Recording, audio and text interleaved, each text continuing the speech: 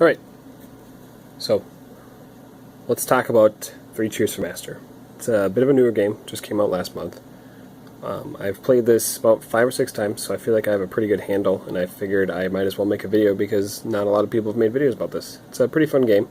It's good with about 3 to 5 players. If you had any more than that, it would get kind of tiresome to wait for everyone to kind of go through the turn. It becomes one of those things where people just take way too long to do their turn.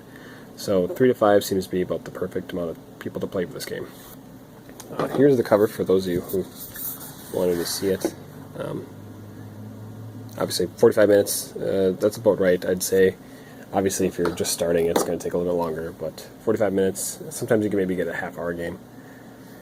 The general gameplay is there is a whole deck of cards here that have minions and actions in them. The minions look obviously like this, they look like monsters, and the actions will look like this. And these are all cards that you get to play as the player. Throughout the deck, and this is something you do as a setup before you start playing, you will place 5 to 8 of these, depending on how many people are playing, into your deck. They get randomly shuffled in there. What these do is these cause an event to happen where all of your minions that are not cohesive or have conflicts will basically fight each other, and that's obviously bad because it ruins your tower, and that is the whole purpose of the game, is to create a pyramid or a tower to cheer up Master because he is unhappy. So you as the player play as what's called an Afor minion, so you have this little token here. Your goal is to, as I said, create a tower to cheer up Master, and in the game your token can pacify or neutralize a monster, whichever one it's sitting on. So whatever monster that this is sitting on can it'll basically stop the monster it's on from being attacked and from attacking, which is kind of nice because you would play it typically on a monster that has a conflict within your tower. That way you can stop it from destroying your tower. The way the game ends is you'll see this card come up, which you place, obviously purposely, you place this couple cards above this one, and again it's all kind of shuffled, but it's still in there. You'll see this, and you'll know that the game is just about to end. You probably have, well, maybe, obviously, what's going to depend on how the cards were shuffled, but you'll have 3 to 15 cards remaining before this. And once you see this, the game is over, and you need to resolve 3 different what are called big hairy fights, and that's what this event, or this card, causes. It's called a big hairy fight. So, I can kind of show you how a turn would work. All of the monsters have attributes. Different attributes cause different things to happen, and it's good to know what those attributes are so that you can build your tower accordingly, and of course be able to mess with other people's towers, because that's also another aspect of this game, to obviously help yourself. You can play any minion on your tower or another player's tower, and a lot of times certain minions with certain attributes work a lot better to dick with someone else, per se, than placing on your own tower, because you'll cause yourself to have some problems. So gameplay consists of playing a card, then you play another card, you move your Afor minion, so that little guy, you can move him orthogonally, up and down or left and right, not diagonally, on minion near him, any minion near him I should say, and you can only play, or move I should say, sorry, the Afor minion after you play your 2 cards. After that, then you discard your 3rd card, or you keep it. So if you didn't like it, you can just get rid of it and go for another one. And at the end, you move back up to 3 cards. So in this game, there aren't any card limit modifiers, so you always are supposed to have 3 cards at the end of your turn. So be sure that you obviously draw up for that. We have been playing it where we make step 2 optional. So a lot of times you have a card in your hand that you kind of want to save for later because it does a certain thing, or it's a minion you're saving for something else. So we've made step 2 optional, where you don't have to play another card. You just typically play like 1 card. You would hold on to the other one, and then move your Afor minion, discard 1 of your cards, and then draw back up to 3. The cool thing about this card is it's got the playlist, so you know what to do for your turn, but it also has all the attributes for the minions. The instructional book has a bit more full-fledged description for each of these, so it'd be worthwhile to read through that, obviously, right away, so you at least know the full story for these, but this is a nice, quick little reminder about what they all do. Okay, so let's say I drew 3 cards in my hand, and I got myself 2 minions and an event card. So during my turn, my main goal is to create a stable tower that can't be messed with by someone else, and it will not break itself when there is a big hairy fight, because you want to always be thinking out, knowing that these are going to pop up in the gameplay. So I would build, with the cards I have here, I would build this guy on the bottom, and this guy I would probably put on top just for now, because I have nothing else I can play as far as a minion goes. Now, the reason I would do that is because if you look, this minion here has blocks. They have shields on the top and bottom. So in the case of a big hairy fight, any minion that would have an arrow, an aggression arrow, pointing down would be blocked immediately by that shield. If this were to happen, let's say on another minion like this, and there was a big hairy fight, because of this arrow, he would actually attack this guy, and this guy would die. He would then, at that point, have killed this one, and I would be destroying my own tower. Or maybe someone else did this to me, and that would be destroying part of my tower, which, of course, I don't want. So, with the cards I have, again, I would place them here, and this would be row 1, and then I would place this one on top. Notice that when you're building a tower, you can place on the ground anywhere you want, but you have to build on top of another minion. The exception to that is if it is flying, which this one actually is. So if I were to have 2 of them, like this, already in place, you can place these guys adjacent to another minion, and he would essentially hover. You could think of it that way if you want to. He can hover over other minions as long as there's no heavy minions above him. That is one of the downsides to having a flying minion. You can place him up there and he doesn't fall due to gravity unless there's a heavy minion above him. And the heavy symbol is this big dumbbell. The heavy minions will crush other minions they land on too. So if you were to have, for whatever reason, like a stack like this, and this guy is heavy, if this minion were to die, this one in the middle, and cause a gap, gravity does take effect, and this guy would fall. He would also wound this minion, and that typically kills a minion instantly. The exception to this minion, however, is he does have armor. So if he's hurt, he gets to actually have another life, if you will. So if he actually got hurt, he would simply just be tapped, and then now if he got hurt again, he would die for real. So it's kind of nice to have armored minions on your base, so that if things like that were to happen, he could take at least 1 hit. The unique thing about this guy and his weakness here, you can see he can obviously take 2 hits. He's armored, he's heavy, so he can crush other minions, but he is also claustrophobic, which is kind of funny. He's a pretty big guy. The cards are somewhat humorous if you read into the names and the little descriptors for him, but for claustrophobic minions, if they're ever caught between the ground and minions on all sides, or all 4 minions on each side, they instantly die. And if they're armored, it doesn't actually help them out at all. They would just still instantly die. So someone, as another player, could try to mess with you by placing a minion maybe on your last edge, and that would, at that point, then kill this guy and cause this tower to collapse, which would not be good. So that's one of the downsides to having specifically this guy, and of course any other minion that's claustrophobic. So let's get back to my turn here. So my turn would consist of, I place this minion here, which would be obviously play a card, play another card, so I play him here, and then I get to move my 4 minion, or I can leave it, of course, but I would start here by placing him here. And this will give me bonuses at the end of the game when you go to count all your scores, which, by the way, are this number, or is this number on each of these minions. This is the score you're going to have at the end of the game as long as he is still part of that tower. So this would be my turn. Obviously this would be in my hand still. I wouldn't want to get rid of it because it is a nice card. It does have deflection, which allows me to, if anyone ever played a card against me, like a movement card, which is what these do. So you can see it has kind of a transparent symbol for the 2 directions you can move a card. Someone could play this against me and move this guy to the right, which he's flying, so it wouldn't actually affect this guy, so that'd be a dumb play. However, you could do movement for this guy too, and he would move one to the left. Or you can do the swap. And each of the cards have kind of a pretty easy diagram to kind of show you the movement for it. That being said, if someone played this on me, I could just say, nope, I'm going to deflect this and play this card any time, and then now I get to pick what the original intention of this card was onto another player. I can't reverse it back to the player who played it to me, however I can deflect it to any other player. And of course that, again, is the original intention of this card. You don't get to choose a different one, a different attribute here. You get to just pick the one that the player who was trying to play on you was doing.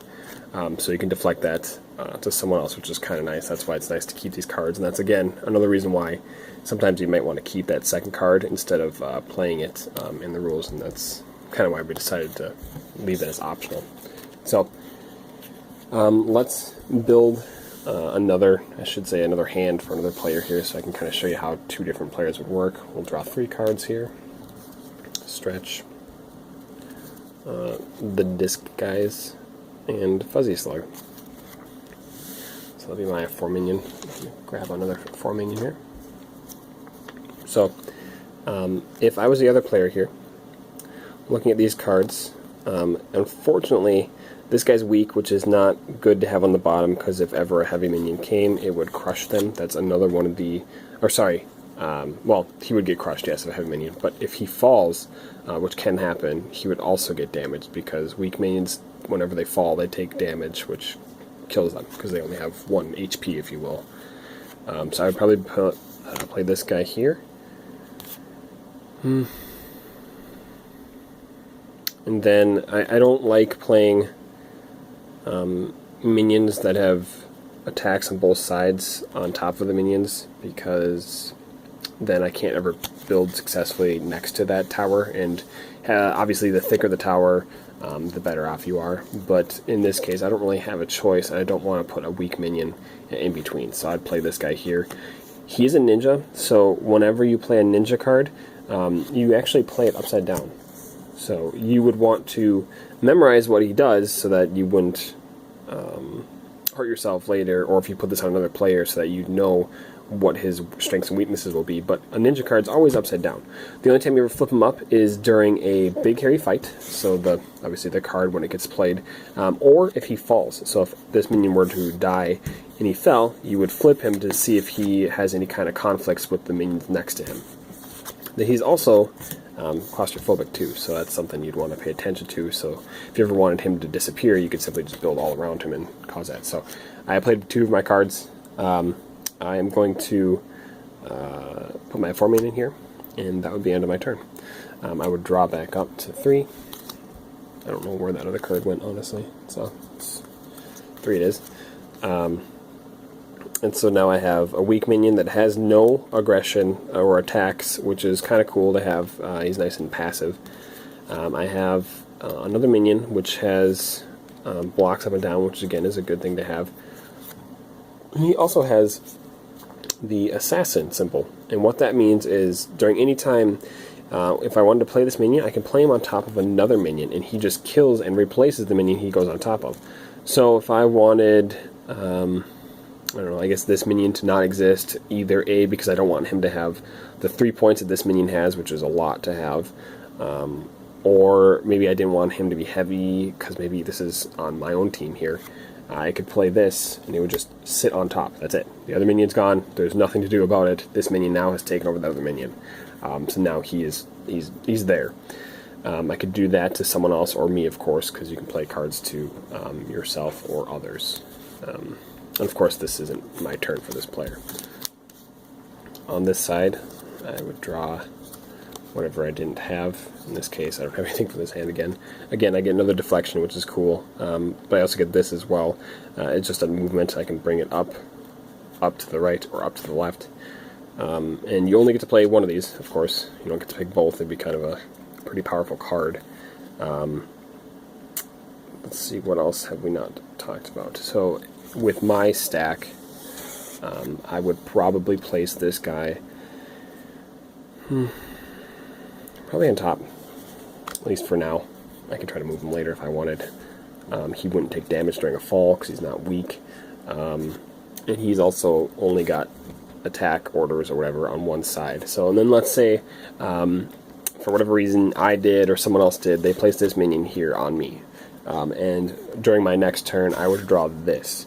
What would happen is now because I have conflict, this is now pointing to another minion. A, it's another minion. B, it's a part of the minion that isn't blocked. So if you don't have a blocking to stop this, this minion is going to attack this minion and do damage to it. I would be safe, however, because my 4 minion here would stop any aggression towards him and this minion from attacking. So I can also do that if I had it here, then this minion would no longer try to attack these guys. So it's kind of helpful sometimes to have this guy on minions that you think might attack someone else. Or will attack someone else, I should say. But again, understand that each turn you can only move them 1 space.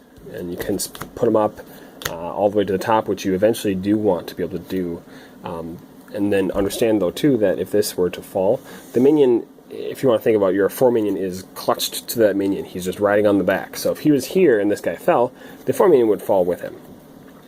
If this minion were to ever die, when the 4 minion's on top of him, the 4 minion can actually jump to an orthogonal minion, but not up.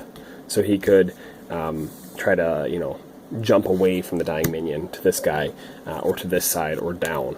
So if he was really high up here, or whatever, and you lost one, and you didn't want him to always start back down the bottom again, he could simply just jump down to this one, and that way you wouldn't be out that many more bonuses. So that's how the conflicts work between these two kind of minions here. This minion, again, also, because he's armored, if he did take damage from it, he would simply just tap once. If that were to happen again, then this minion would die. One of the other attributes we haven't covered yet is this guy. So he's an acrobatic. I think I'm saying that right. Agile, sorry. So he's agile. So during the play of this minion, not at any other time, but during the initial play when you go to put this minion down, you could place him upside down if you wanted. So if you wanted to have him attack another minion on someone else's tower and the arrow didn't work out in your favor, as long as he's agile, you can actually place him upside down. And that typically, I don't think they have agile minions who are armored, so that conflict shouldn't arise. So now I'm just kind of go through all the other attributes that we haven't talked about yet. There's another one called Hungry, and this means that if there's ever a minion, and this is at any time, if there's ever a minion that is weak, the little broken bone symbol, next to this minion, and his arrow is in that direction of that weak minion, he will just eat it and actually move into that space. So you could play this on another person's tower when they had a weak minion to kind of destroy and destroy the foundation sometimes, because people would put it on the bottom or wherever. But you could put it on there and cause this minion to just attack them. So if this were a tower of my enemy or whatever, and I wanted to kind of do them in here, I could place this minion right here, and because he's already pointing to this direction, again, it's not just any direction, it has to be the direction of the arrow. Because it's a weak minion, placing him here would immediately cause him to eat this next minion. Immediately. It doesn't wait, it doesn't need the big hairy fight card, it just happens. So you can place it any time to kind of cause some chaos into the tower and cause some destruction from that. And if there's multiple weak minions, he'll go through the entire line of them.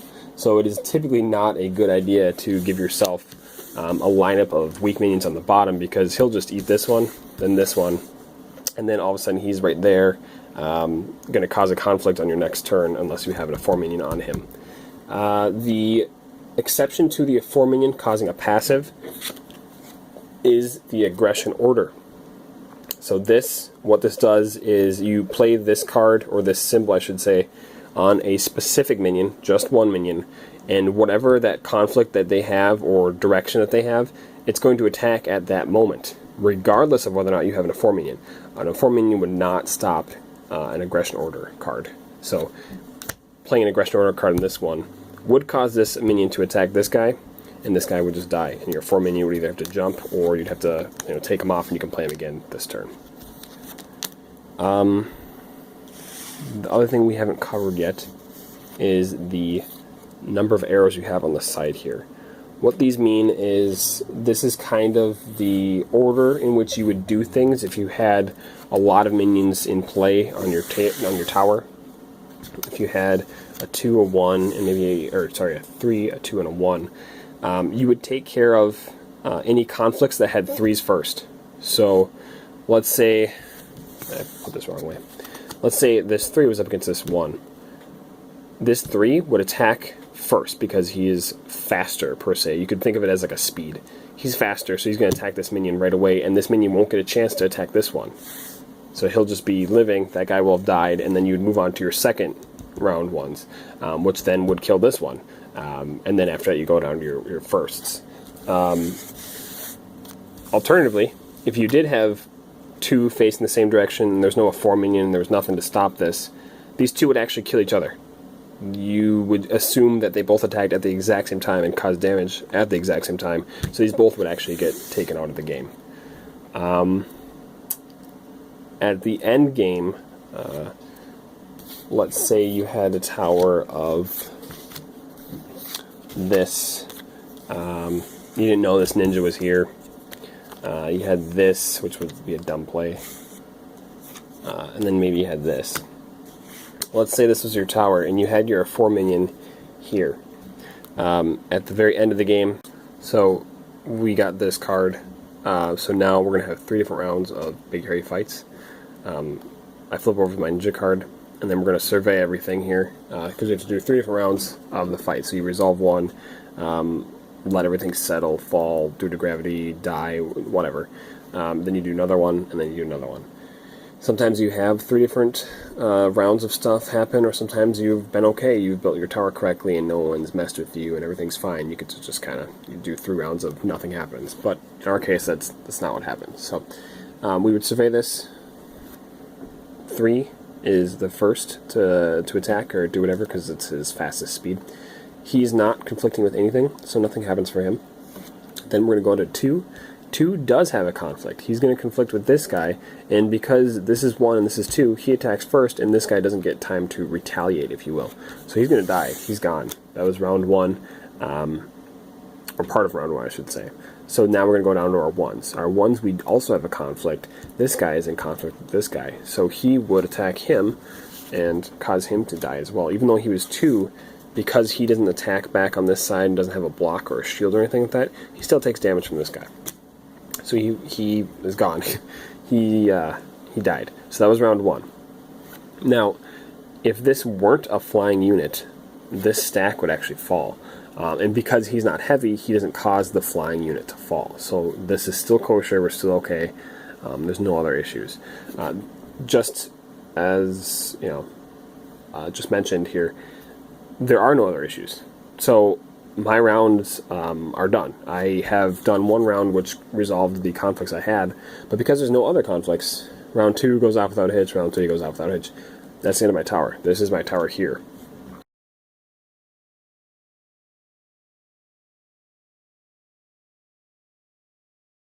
Okay. So for scoring at the end of the game, you've seen this, which warns you that this card is coming. Once this card is shown, it would basically end the game, and you resolve 3 different Big Hairy Fights.